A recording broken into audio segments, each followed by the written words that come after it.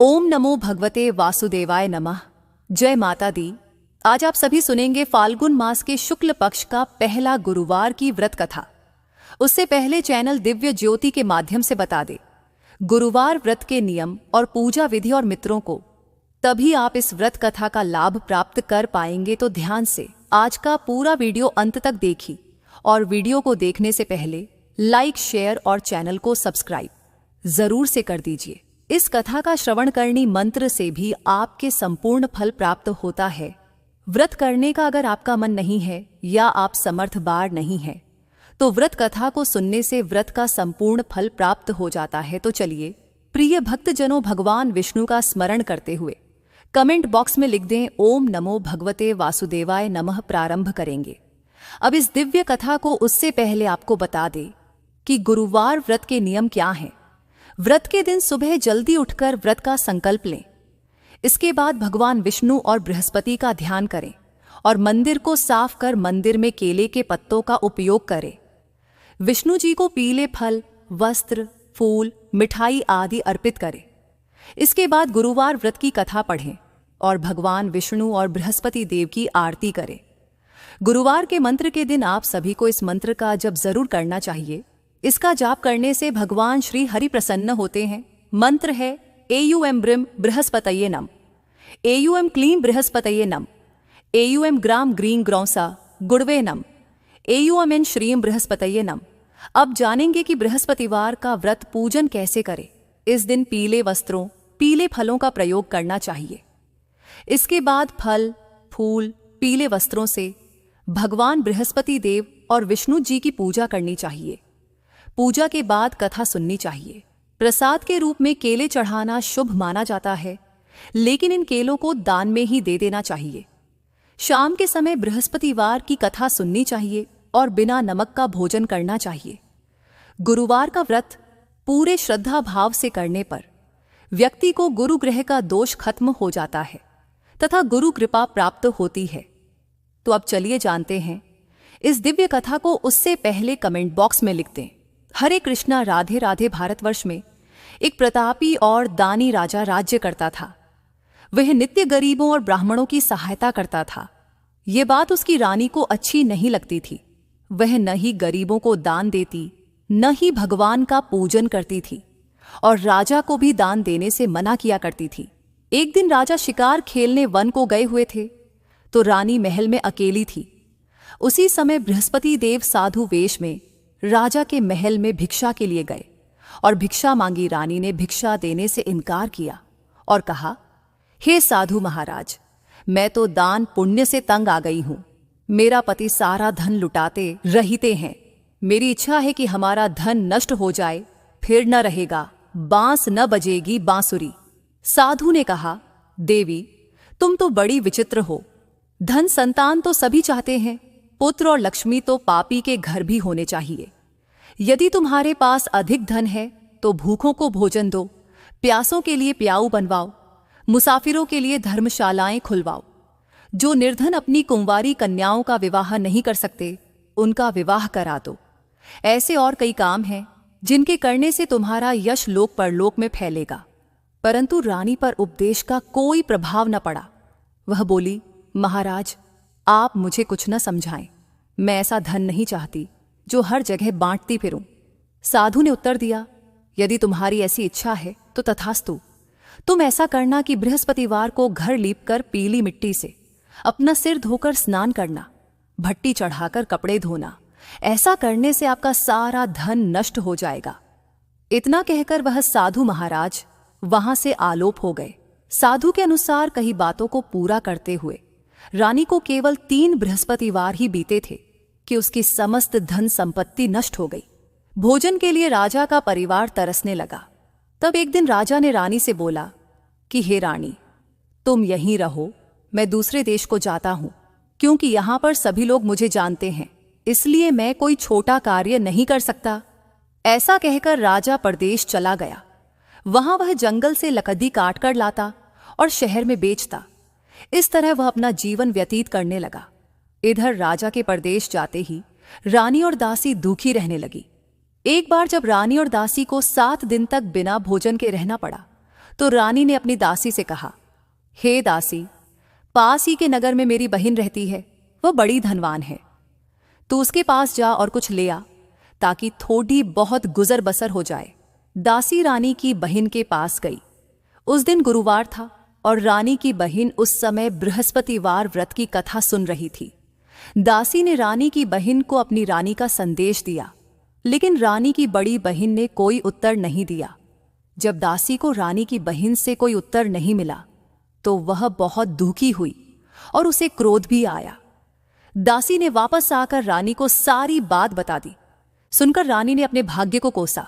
उधर रानी की बहन ने सोचा कि मेरी बहन की दासी आई थी, परंतु मैं उससे नहीं बोली, इससे वह बहुत दुखी हुई होगी।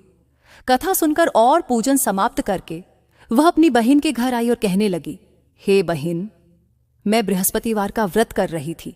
तुम्हारी दासी मेरे घर आई थी, परंतु जब तक कथा होती है तब तक न तो उठते हैं और न ही बोलते हैं, इसलिए मैं नहीं बोली। कहो दासी क्यों गई थी? रानी बोली, बहन, तुमसे क्या छिपाऊं, हमारे घर में खाने तक को अनाज नहीं था। ऐसा कहते कहते रानी की आंखें भर आई। उसने दासी समेत पिछले 7 दिनों से भूखे रहने तक की बात अपनी बहन को विस्तार पूर्वक सुना दी। रानी की बहन बोली, देखो बहन, भगवान बृहस्पति देव सबकी मनोकामना को पूर्ण करते हैं। देखो, शायद तुम्हारे घर में अनाज रखा हो। पहले तो रानी को विश्वास नहीं हुआ, पर बहन के आग्रह करने पर उसने अपनी दासी को अंदर भेजा तो उसे सचमुच अनाज से भरा एक गड्ढा मिल गया। यह देखकर दासी को बड़ी हैरानी हुई। दासी रानी से कहने लगी, हे रानी, जब हमको भोजन नहीं मिलता तो हम व्रत ही तो करते हैं, इसलिए क्यों न इनसे व्रत और कथा की विधि पूछ ली जाए ताकि हम भी व्रत कर सकें। तब रानी ने अपनी बहन से बृहस्पतिवार व्रत के बारे में पूछा। उसकी बहन ने बताया, बृहस्पतिवार के व्रत में चने की दाल और मुनक्का से विष्णु भगवान का केले की जड़ में पूजन करे तथा दीपक जलाएं, व्रत कथा सुने और पीला भोजन ही करे। इससे बृहस्पति देव प्रसन्न होते हैं। व्रत और पूजन विधि बताकर रानी की बहन अपने घर को लौट गई। 7 दिन के बाद जब गुरुवार आया तो रानी और दासी ने व्रत रखा। घुड़साल में जाकर चना और गुड़ लेकर आई, फिर उससे केले की जड़ तथा विष्णु भगवान का पूजन किया। अब पीला भोजन कहाँ से आए, इस बात को लेकर दोनों बहुत दुखी थे। चूंकि उन्होंने व्रत रखा था, इसलिए बृहस्पति देव उनसे प्रसन्न थे। इसलिए वे एक साधारण व्यक्ति का रूप धारण कर 2 थालों में सुंदर पीला भोजन दासी को दे गए। भोजन पाकर दासी प्रसन्न हुई और फिर रानी के साथ मिलकर भोजन ग्रहण किया। उसके बाद वे सभी गुरुवार को व्रत और पूजन करने लगी। बृहस्पति भगवान की कृपा से उनके पास फिर से धन संपत्ति आ गई, परंतु रानी फिर से पहले की तरह आलस्य करने लगी। तब दासी बोली, देखो रानी, तुम पहले भी इस प्रकार आलस्य करती थी। तुम्हें धन रखने में कष्ट होता था, इस कारण सभी धन नष्ट हो गया, और अब जब भगवान बृहस्पति की कृपा से धन मिला है तो तुम्हें फिर से आलस्य होता है। रानी को समझाते हुए दासी कहती है कि बड़ी मुसीबतों के बाद हमने यह धन पाया है, इसलिए हमें दान पुण्य करना चाहिए, भूखे मनुष्यों को भोजन कराना चाहिए और धन को शुभ कार्यों में खर्च करना चाहिए, जिससे तुम्हारे कुल का यश बढ़ेगा, स्वर्ग की प्राप्ति होगी और पितृ प्रसन्न होंगे। दासी की बात मानकर रानी अपना धन शुभ कार्यों में खर्च करने लगी, जिससे पूरे नगर में उसका यश फैलने लगा। बृहस्पतिवार व्रत कथा के बाद श्रद्धा के साथ आरती की जानी चाहिए। इसके बाद प्रसाद बांटकर उसे ग्रहण करना चाहिए। एक दिन राजा दुखी होकर जंगल में एक पेड़ के नीचे आसन जमाकर बैठ गया। वह अपनी दशा को याद करके व्याकुल होने लगा। बृहस्पतिवार का दिन था। एकाएक उसने देखा कि निर्जन वन में एक साधु प्रकट हुए। वह साधु वेश में स्वयं बृहस्पति देवता थे। लकड़हारे के सामने आकर बोले, हे लकड़हारे, इस सुनसान जंगल में तू चिंता मग्न क्यों बैठा है? लकड़हारे ने दोनों हाथ जोड़कर प्रणाम किया और उत्तर दिया, महात्मा जी, आप सब कुछ जानते हैं, मैं क्या कहूं? ये कहकर रोने लगा और साधु को अपनी आत्मकथा सुनाई। महात्मा जी ने कहा, तुम्हारी स्त्री ने बृहस्पति के दिन बृहस्पति भगवान का निरादर किया है, जिसके कारण रुष्ट होकर उन्होंने तुम्हारी यह दशा कर दी। अब तुम चिंता को दूर करके मेरे कहने पर चलो, तो तुम्हारे सब कष्ट दूर हो जाएंगे और भगवान पहले से भी अधिक संपत्ति देंगे। तुम बृहस्पति के दिन कथा किया करो। 2 पैसे के चने मुनक्का लाकर उसका प्रसाद बनाओ और शुद्ध जल से लौटे में शक्कर मिलाकर अमृत तैयार करो। कथा के पश्चात अपने सारे परिवार और सुनने वाले प्रेमियों में अमृत व प्रसाद बांटकर आप भी ग्रहण करो। ऐसा करने से भगवान तुम्हारी सब मनोकामनाएं पूरी करेंगे। साधु के ऐसे वचन सुनकर लकड़हारा बोला, हे प्रभु, मुझे लकड़ी बेचकर इतना पैसा नहीं मिलता जिससे भोजन के उपरांत कुछ बचा सकूं। मैंने रात्रि में अपनी स्त्री को व्याकुल देखा है। मेरे पास कुछ भी नहीं जिससे मैं उसकी खबर मंगा सकूं। साधु ने कहा, हे लकड़हारे, तुम किसी बात की चिंता मत करो। बृहस्पति के दिन तुम रोजाना की तरह लकड़ियां लेकर शहर को जाओ। तुमको रोज से दुगुना धन प्राप्त होगा, जिससे तुम भली भांति भोजन कर लोगे तथा बृहस्पति देव की पूजा का सामान भी आ जाएगा। इतना कहकर साधु अंतर ध्यान हो गए। धीरे धीरे समय व्यतीत होने पर फिर वही बृहस्पतिवार का दिन आया। लकड़हारा जंगल से लकड़ी काटकर किसी शहर में बेचने गया। उसे उस दिन और दिन से अधिक पैसा मिला। राजा ने चना गुड़ आदि लाकर गुरुवार का व्रत किया। उस दिन से उसके सभी क्लेश दूर हुए। परंतु जब दोबारा गुरुवार का दिन आया तो बृहस्पतिवार का व्रत करना भूल गया। इस कारण बृहस्पति भगवान नाराज हो गए। उस दिन उस नगर के राजा ने विशाल यज्ञ का आयोजन किया तथा शहर में यह घोषणा करा दी कि कोई भी मनुष्य अपने घर में भोजन न बनावे, न आग जलावे। समस्त जनता मेरे यहां भोजन करने आवे। इस आज्ञा को जो न मानेगा उसे फांसी की सजा दी जाएगी। इस तरह की घोषणा संपूर्ण नगर में करवा दी गई। राजा की आज्ञानुसार शहर के सभी लोग भोजन करने गए, लेकिन लकड़हारा कुछ देर से पहुंचा। इसलिए राजा उसको अपने साथ घर लिवा ले गए और ले जाकर भोजन करा रहे थे तो रानी की दृष्टि उस खूंटी पर पड़ी जिस पर उसका हार लटका हुआ था। वह वहां पर दिखाई नहीं दिया। रानी ने निश्चय किया कि मेरा हार इस मनुष्य ने चुरा लिया है। उसी समय सिपाहियों को बुलाकर उसको कारागार में डलवा दिया।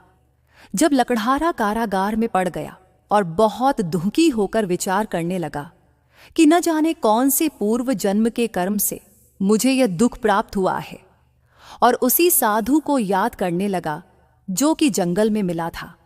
उसी समय तत्काल बृहस्पति देव साधु के रूप में प्रकट हुए और उसकी दशा को देखकर कहने लगे, अरे मूर्ख, तूने बृहस्पति देव की कथा नहीं करी, इस कारण तुझे दुख प्राप्त हुआ है। अब चिंता मत कर। बृहस्पतिवार के दिन कारागार के दरवाजे पर 4 पैसे पड़े मिलेंगे। उनसे तू बृहस्पति देव की पूजा करना, तेरे सभी कष्ट दूर हो जाएंगे। बृहस्पति के दिन उसे 4 पैसे मिले। लकड़हारे ने कथा कही। उसी रात्रि को बृहस्पति देव ने उस नगर के राजा को स्वप्न में कहा, हे राजा, तुमने जिस आदमी को कारागार में बंद कर दिया है वह निर्दोष है। वह राजा है, उसे छोड़ देना। रानी का हार उसी खूंटी पर लटका है। अगर तू ऐसा नहीं करेगा तो मैं तेरे राज्य को नष्ट कर दूंगा। इस तरह रात्रि के स्वप्न को देखकर राजा प्रातःकाल उठा और खूंटी पर हार देखकर लकड़हारे को बुलाकर क्षमा मांगी तथा लकड़हारे को योग्य सुंदर वस्त्र आभूषण देकर विदा कर दिया। बृहस्पति देव की आज्ञानुसार लकड़हारा अपने नगर को चल दिया। राजा जब अपने नगर के निकट पहुंचा तो उसे बड़ा आश्चर्य हुआ। नगर में पहले से अधिक बाग, तालाब, कुएं तथा बहुत सी धर्मशाला, मंदिर आदि बन गई है। राजा ने पूछा, यह किसका बाग और धर्मशाला है? तब नगर के सब लोग कहने लगे, यह सब रानी और बांदी के हैं। तो राजा को आश्चर्य हुआ और गुस्सा भी आया। जब रानी ने यह खबर सुनी कि राजा आ रहे हैं तो उन्होंने बांदी से कहा कि हे दासी, देख राजा हमको कितनी बुरी हालत में छोड़ गए थे। हमारी ऐसी हालत देखकर वह लौट न जाए, इसलिए तू दरवाजे पर खड़ी हो जा। आज्ञानुसार दासी दरवाजे पर खड़ी हो गई। राजा आए तो उन्हें अपने साथ लिवा लाई।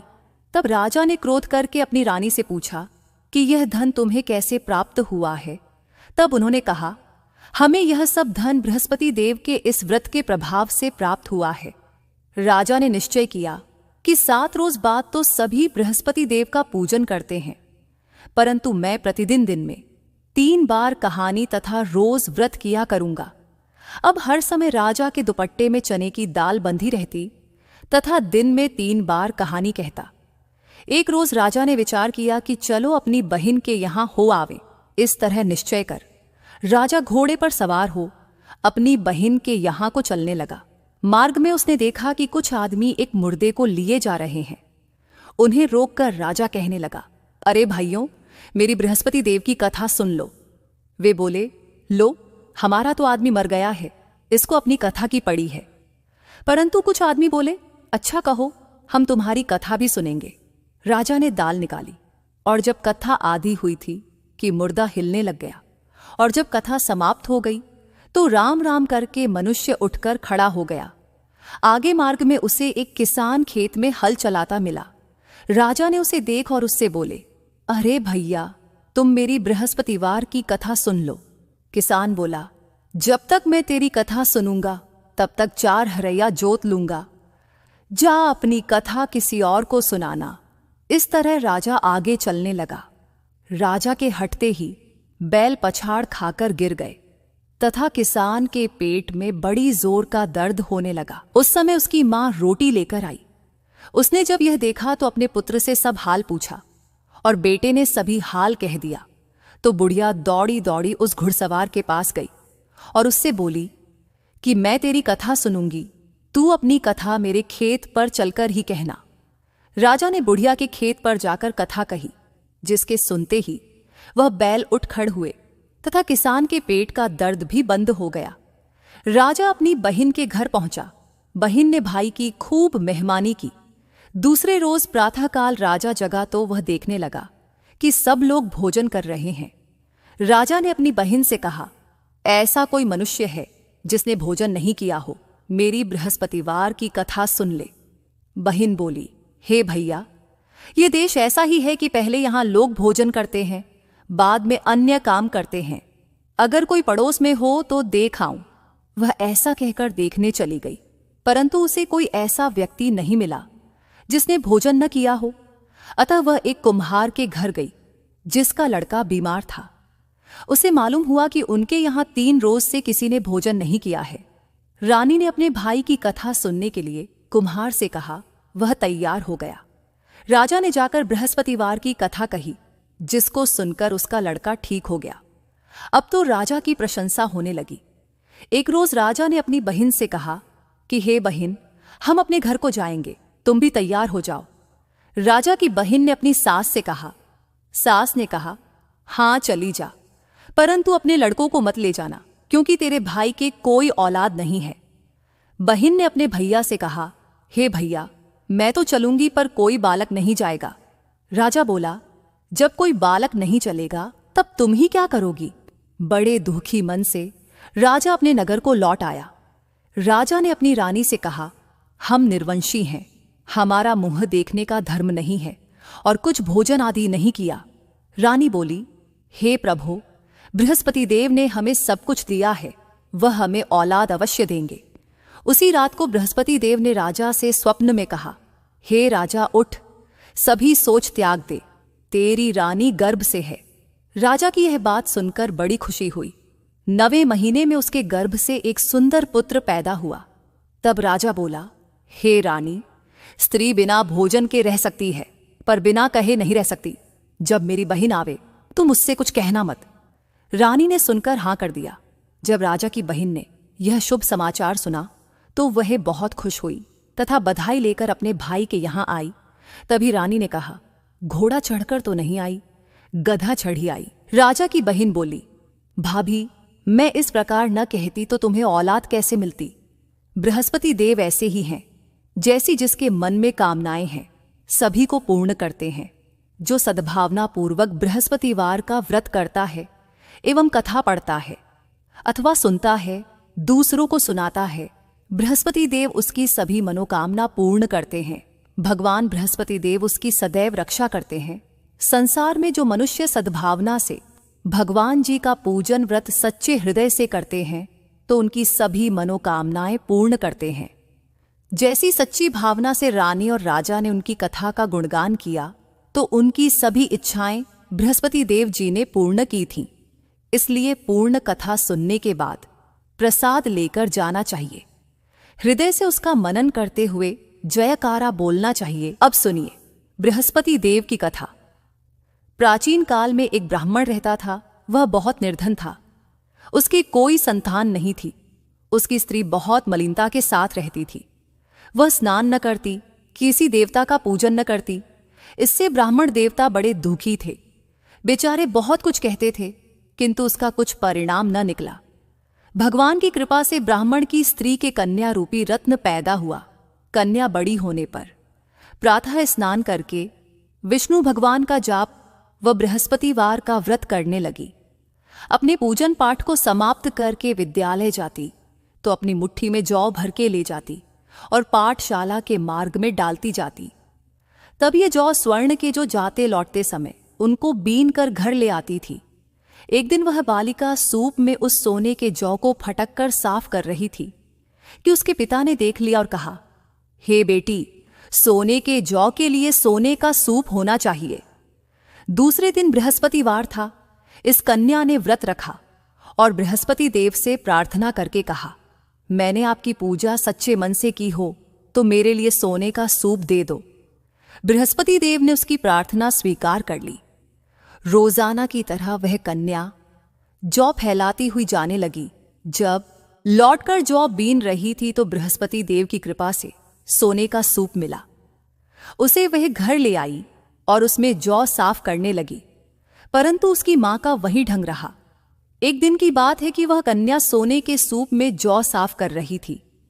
उस समय उस शहर का राजपुत्र वहां से होकर निकला। इस कन्या के रूप और कार्य को देखकर मोहित हो गया तथा अपने घर आकर भोजन तथा जल त्याग कर उदास होकर लेट गया। राजा को इस बात का पता लगा तो अपने प्रधानमंत्री के साथ उसके पास गए और बोले, हे बेटा, तुम्हें किस बात का कष्ट है? किसी ने अपमान किया है अथवा और कारण हो सो कहो, मैं वही कार्य करूंगा जिससे तुम्हें प्रसन्नता हो। अपने पिता की राजकुमार ने बातें सुनी तो वह बोला, मुझे आपकी कृपा से किसी बात का दुख नहीं है। किसी ने मेरा अपमान नहीं किया है, परंतु मैं उस लड़की से विवाह करना चाहता हूं जो सोने के सूप में जौ साफ कर रही थी। यह सुनकर राजा आश्चर्य में पड़ा और बोला, हे बेटा, इस तरह की कन्या का पता तुम ही लगाओ, मैं उसके साथ तेरा विवाह अवश्य ही करवा दूंगा। राजकुमार ने उस लड़की के घर का पता बतलाया। तब मंत्री उस लड़की के घर गए और ब्राह्मण देवता को सभी हाल बतलाया। ब्राह्मण देवता राजकुमार के साथ अपनी कन्या का विवाह करने के लिए तैयार हो गए तथा विधि विधान के अनुसार ब्राह्मण की कन्या का विवाह राजकुमार के साथ हो गया। कन्या के घर से जाते ही पहले की भांति उस ब्राह्मण देवता के घर में गरीबी का निवास हो गया। अब भोजन के लिए भी अन्न बड़ी मुश्किल से मिलता था। एक दिन दुखी होकर ब्राह्मण देवता अपनी पुत्री के पास गए। बेटी ने पिता की दुखी अवस्था को देखा और अपनी मां का हाल पूछा। तब ब्राह्मण ने सभी हाल कहा। कन्या ने बहुत सा धन देकर अपने पिता को विदा कर दिया। इस तरह ब्राह्मण का कुछ समय सुखपूर्वक व्यतीत हुआ। कुछ दिन बाद फिर वही हाल हो गया। ब्राह्मण फिर अपनी कन्या के यहां गया और सारा हाल कहा तो लड़की बोली, हे पिताजी, आप माताजी को यहां लिवा लाओ, मैं उसे विधि बता दूंगी जिससे गरीबी दूर हो जाए। वह ब्राह्मण देवता अपनी स्त्री को साथ लेकर पहुंचे तो अपनी मां को समझाने लगी, हे मां, तुम प्रातःकाल प्रथम स्नानादि करके विष्णु भगवान का पूजन करो तो सब दरिद्रता दूर हो जाएगी। परंतु उसकी मांग ने एक भी बात नहीं मानी और प्रातःकाल उठकर अपनी पुत्री के बच्चों की झूठन को खा लिया। इससे उसकी पुत्री को भी बहुत गुस्सा आया और एक रात को कोठरी से सभी सामान निकाल दिया और अपनी मां को उसमें बंद कर दिया। प्रातःकाल उसे निकाला तथा स्नानादि करा के पाठ करवाया तो उसकी मां की बुद्धि ठीक हो गई और फिर प्रत्येक बृहस्पतिवार को व्रत रखने लगी। इस व्रत के प्रभाव से उसके माँ बाप बहुत ही धनवान और पुत्रवान हो गए और बृहस्पति जी के प्रभाव से इस लोक के सुख भोग कर स्वर्ग को प्राप्त हुए। सब बोलो विष्णु भगवान की जय, बोलो बृहस्पति देव की जय। प्रिया श्रोतागणों, अगर आपको यह बृहस्पतिवार की व्रत कथा अच्छी लगी तो वीडियो को लाइक करके चैनल दिव्य ज्योति को सब्सक्राइब जरूर से कर लीजिए, ताकि आपके लिए ऐसी ही पौराणिक कथाएं आगे भी प्राप्त होती रहे। और कमेंट में जिसने भी अभी माता लक्ष्मी की कृपा पाने के लिए जय मां लक्ष्मी नहीं लिखा है, तो जल्दी से कमेंट में जय मां लक्ष्मी हरे कृष्णा जरूर से लिख दीजिए। आपका दिन माता रानी की कृपा से खुशियों से भरा रहे।